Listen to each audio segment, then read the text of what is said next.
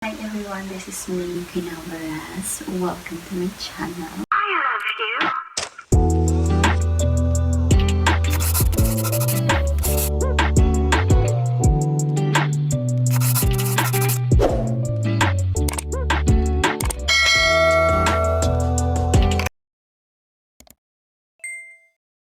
And since I already have my vlog a day in a life, so right now, magbuhat po ko og a night in a life. So, why is it a night in a life? Anad man gud ni graveyard man gud akong schedule so ang panggabi ina ko ano na mo adlaw ng tinata. So right now, right now kailangan ako maghilom maras ako ang vlog kay nangatulog ang mga people, ang mga kauban ako dali sa koan balay, which is ako ra magud ang borders dali sa ilaha, ako rin nastagol. Right, like, gipa-extend lang nila ni diri para sa koan, and then luckily ako ang nakakuan dili and then dili siya crowded kay ako ra may nasagol na borders, tanan sila diri family man good. Ang sa first con is ang anak sa tag-iya sa balay, and then ang sa second door kay isuon sa tag-iya sa boarding house ng nanay. And ako rin nasagol na borders diri so actually ang ano siya ang history ani kung sa tagama introduction kay kato nga time is nag-pray mangugo nga Lord, gusto ko magbalik ng boarding house nga save ko Lord, kay I need to save talaga in terms of money kay syempre living alone, all of your expenses ikaw magasto, and then pinakadako na ko nagasto is sa boarding house and sa groceries sa pagkaon. Kaya syempre kailangan na ito magkaon din sa nato pagtrabaho kung dili ta magkaon, di ba? So mo to nag-pray ko kay Lord nga Lord, at least makasave ko sa boarding house. Kay dili na ako kailangan tipidon akong kuno sa kaon, kay mo na akong kapital ang lawas. So mo to nag-pray ko nga Lord, taga ko boarding house pang i-provide ang boarding house ako ang makasave ko ang buutan ng tiya. And then mo to pagkuha na ko sa akong sahod, nag-withdraw lang ko dira sa may video, and then naay ka ng small voice sa akong head bang what if mangita kaya ako dali ang dapit na boarding house dali anakanto. So mo to niliko ko, and then pagkaliko na ako nanilig si nanay, and then pagkuha na ko ng tanak ko kay nanay ko, nay nakay kaila diri naga parenta, I mean nagakon og borders. Mo to nang utana si nanay, ingon siya nga pila man ka buok, ingo ako ra isa. Unsa gali diri mo to gidala-dalin ko niya diri ang room, and then ingon siya nga 1.5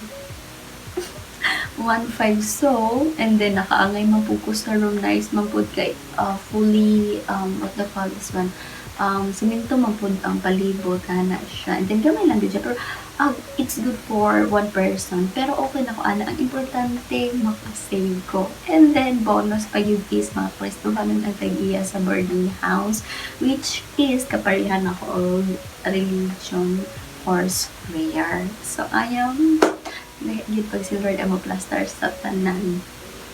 And then taas sa introduction. So for today's video guys, I'm going to show you a night in a life with Queen Alvarez.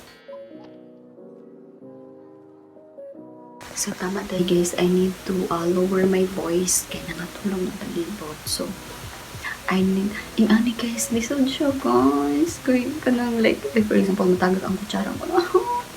It causes a lot of noise. Good siya guys, manangahilong kayo ko guys. God Lord. Nigutom siya ko sa magluto ko karon guys. Actually, Lawak na kayo kong braso. Guys, wala pa ako kapalit ng pitsel. Makalimot ko permitting nag-pitsel, and then kato kaning gatas. Guys, di ko kaangay. Nagpalit ko ani kay kaning sudlanan dun nga. Ako na siyang gatas na mas brato siya kasi sa verban. Guys, di ko kaangay guys. Atong gagas. Magpuringgit ko guys. Pag may numigo ato nagatas guys, kaya sakit kayo konti yan. Magdaot dito konti yan. Wala mang ko'y kuhan guys, wala ko'y pitsil. Pobre pa inuhang ante. So, kanilang sa.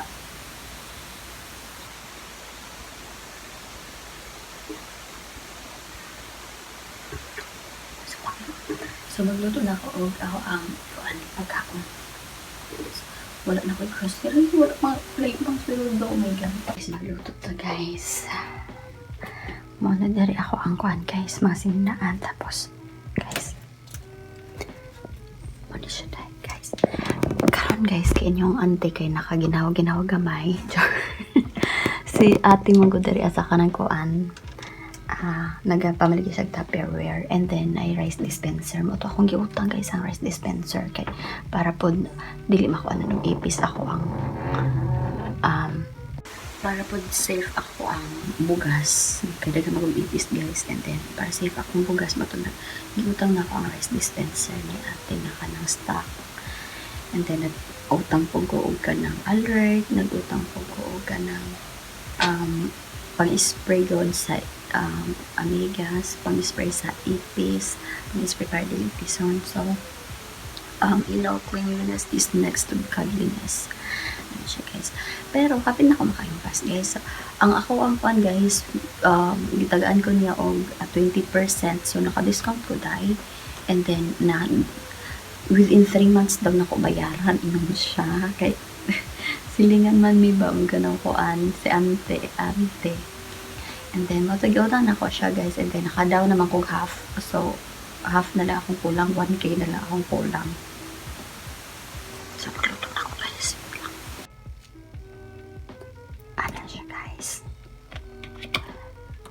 Duha raman kakap akong ginaluto nyo. Ano siya. 1 cup. Wait lang. Bato siya 1 cup. And then, 2 cups. Ano siya. And then, ano siya guys. Dagan na oy. Dagan na usik. Nabugas. Oh, sila.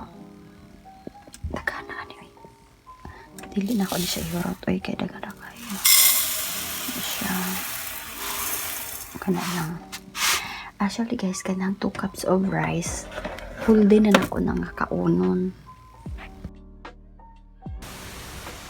Ako lang kuan guys, ako lang 2 cups of rice katong on sa rice cooker is whole day na ako nakaunong pamahapon dito panihapon ano siya ako guys naman dito